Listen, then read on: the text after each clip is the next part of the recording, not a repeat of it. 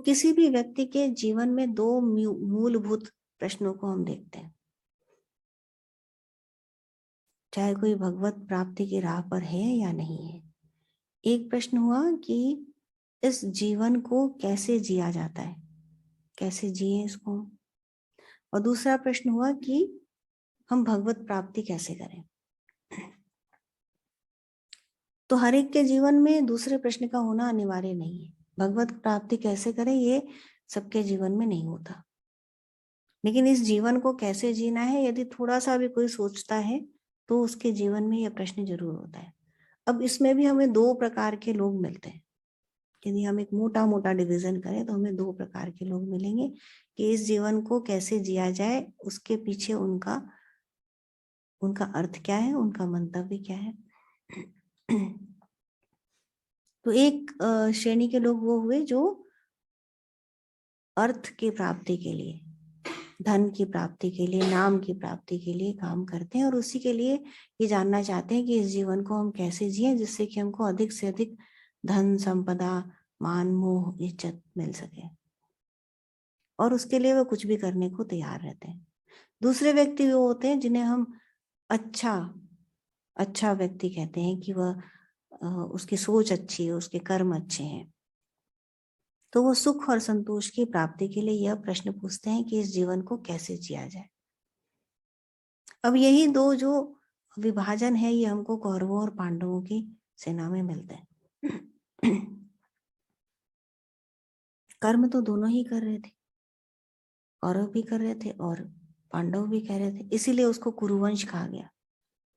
पर पांडव उससे कुछ अधिक सुख, संतोष और भगवत प्राप्ति की चाहना रखने वाले थे, लेकिन जो कौरव थे वो किसी भी तरह से कुछ भी करके धन, संपत्ति आदि चाह रहे थे।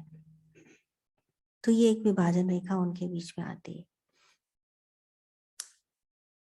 अब जब हम इन प्रश्नों को हम और अधिक पास से देखते हैं तो अर्जुन ने पूछा और भगवान ने उत्तर दिया। पहले अध्याय में हम देखते हैं कि अर्जुन ने अपनी विषमता बताई कि कैसे उसके मन में दुविधा उत्पन्न हो रही है कि सामने गुरुजन है, महानुभाव है, उनके अगेंस्ट में धनुष कैसे उठाऊं, क्योंकि वह जो बातें कर रहा है उसकी बातों को यदि आप ध्यान से देखेंगे तो आप देखेंगे कि वह सांसारिक बातें कर रहा है कि कुल की स्त्रियां खराब हो जाएंगी, हमारा वंश खराब हो जाएगा और राज्य का सुख नहीं मिलेगा, आदि आदि इस प्रकार की बातें कर रहा है। तब दूसरे अध्याय के प्रारंभ में भगवान उसे उत्तर देते हैं कि तुम इस कुसमय में तुम्हें यह दौर्बल्य क्यों हुआ अर्जुन, तुम्हारी मन स्थिति ऐसी क्यों हुई, तुम उठो और खड़े हो जाओ, इस दुर्बलता को त्याग कर, यह तुम्हें शोभा नहीं देता। तो भगवान का ये जो उत्तर था, जो उसने पूछा, जिस तरह की उसने अपनी समस्या बताई, उस तरह का भगवान ने उत्तर दिया। ये प्रतिदिन सबके मन में इस तरह की समस्याएं उत्पन्न होती हैं और उसी तरह के उन्हें उत्तर भी मिलते हैं। आंतरिक विज्ञान है ना ये।